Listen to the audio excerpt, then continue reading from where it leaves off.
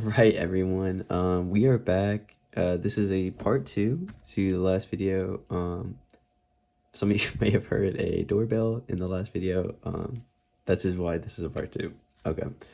So, back where we left off, we were talking about modeling and looked at basically just a little bit of goals of what we're gonna hit.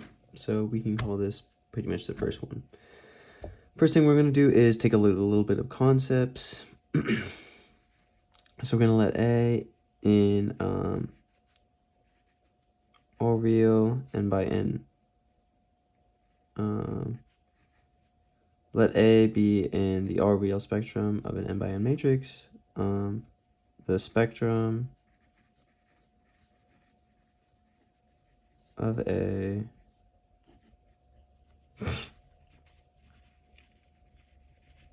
denoted sigma, lowercase sigma a, is the set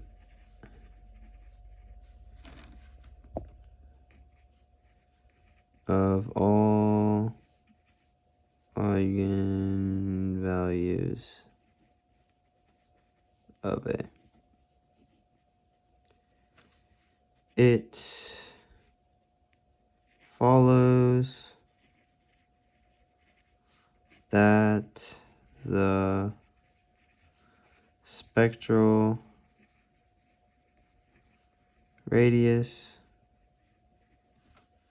is the radius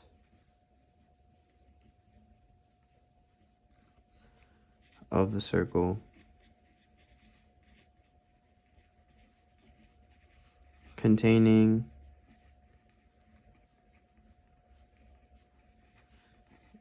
the spectrum in the complex of C. Complex plane. So let's look at that one more time. So let A be a n by n matrix in the all real spectrum. The spectrum of A, denoted sigma A, is the set of all eigenvalues of A.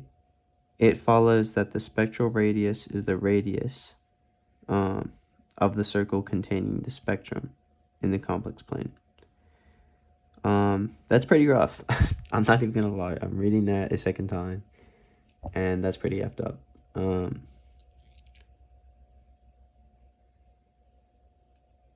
So yeah, we can just sit on that for a sec. But let's move on to the next guy. We're gonna look at a theorem. Rules 1.1, and this is a pretty big one. This is Garagoshi. Oh my gosh, I'm butchering that so hard. This theorem. I actually don't even know how to pronounce that. Like, please, someone in the comments. I gave it my best attempt, but we're gonna say let A, same thing, be a square in the all real, and for, this is pretty interesting, we just said that, and for I in 1, 2, ... and let Ri, so it's not really, yeah, denote the Aragon disk and let Ci denote the Gregori's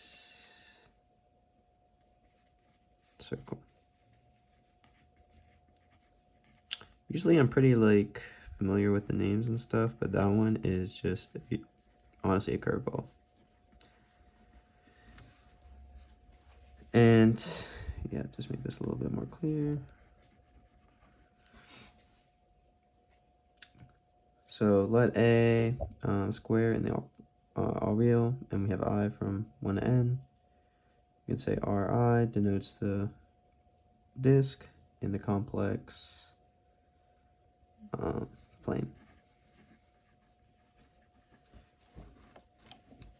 with center AII and radius, say RI equal to summation JI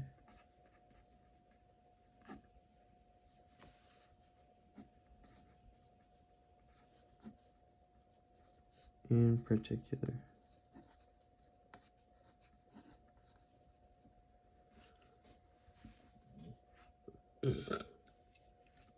And the center radius here, this is a big note, is the diagonal elements.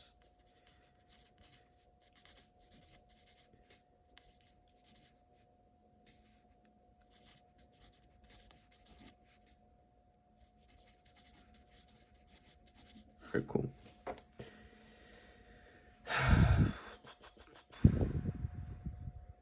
Nice. Nothing too crazy there, I don't think, which is good. And like we said, in particular, Ri, which denotes the disk, is, say, Z in the complex plane, the absolute value of A, where the diagonal elements is less than or equal to the radius.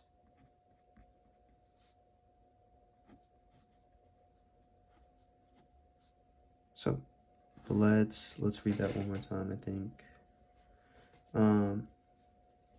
The disk, the blank disk, equals that Z, say in complex plane, any value in Z in the complex planes, that value minus the diagonals of the absolute value is, and that less than or equal to the radius is the disk.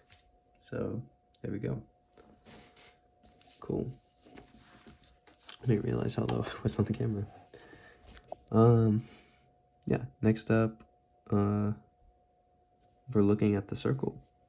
The blank name I can't say again, circle. And this is pretty much the same thing. Yeah, this is not an I, this is a, like, just break notion, I guess. Z minus the diagonals. And, oh, I was about to say, yeah, except this time it's equal to. Almost got a little lost there. Equal to the radius. So the disk is, we can say that this is less than or equal to the radius, and circle, we can say that that is equal to the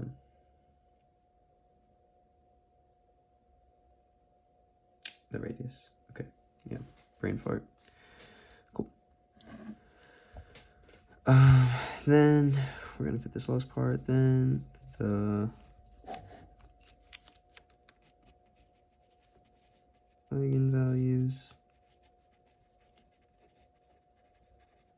of A are contained within the union.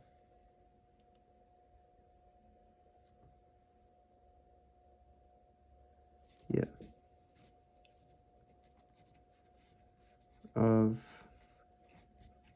the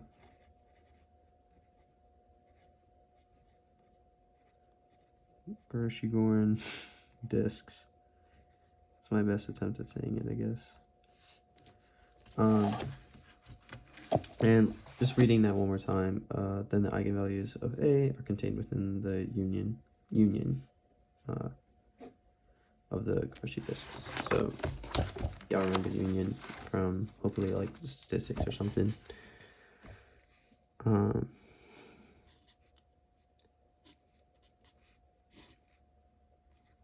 Think of that as a union. That was a big union, but okay.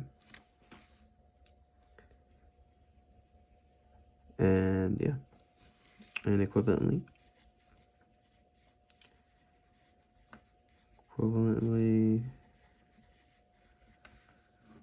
each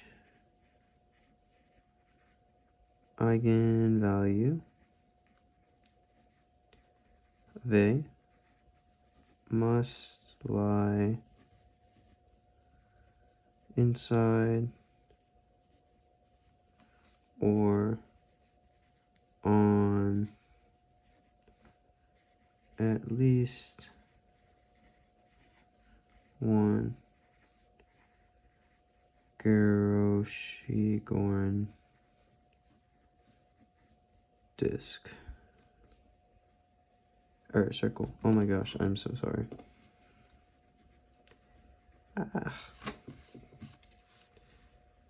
Circle.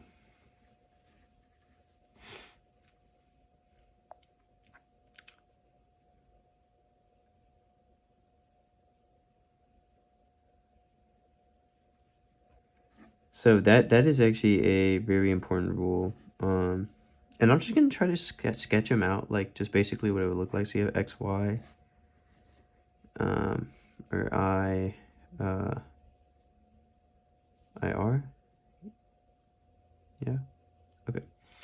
So yeah, and then you'll have typically your circles with your radius, and that applies to x and y. So yeah, there's your union or whatever. And yeah, I guess you could imagine your eigenvalue somewhere in here. It's pretty much what it's saying, I think. Not I think, what I'm pretty certain on, we'll say.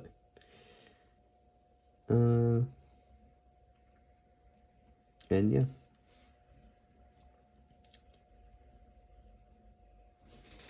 Next, we are gonna look at this. A proof sketch. So get ready. Consider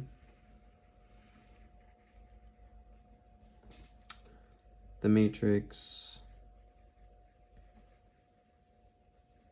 A in Oriel plane of a 3x3 matrix given by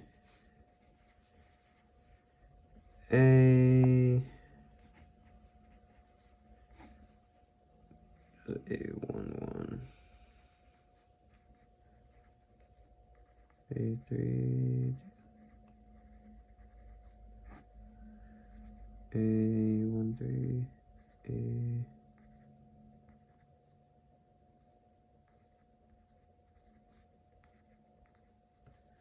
Sweet.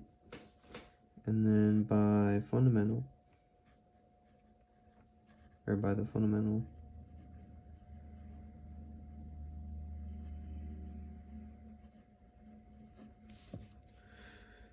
theorem, yeah, I guess we can go here.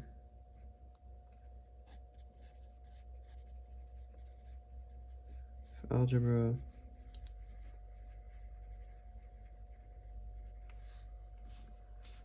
we have that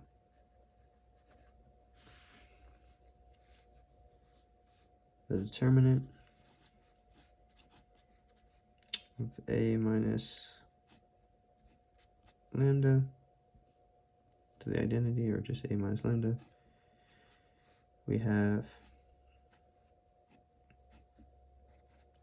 1 cubed, negative 1 cubed, lambda minus lambda 1, lambda minus lambda 2, lambda minus lambda 3, and that. Thus, A has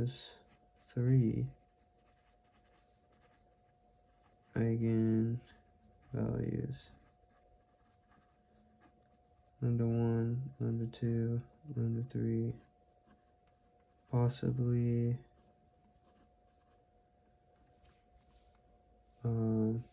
complex, and yeah, possibly that's a and symbol, by the way. Yeah,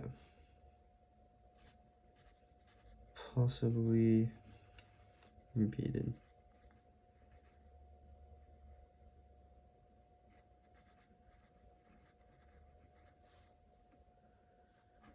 Suppose x is equal to x1, x2, x3,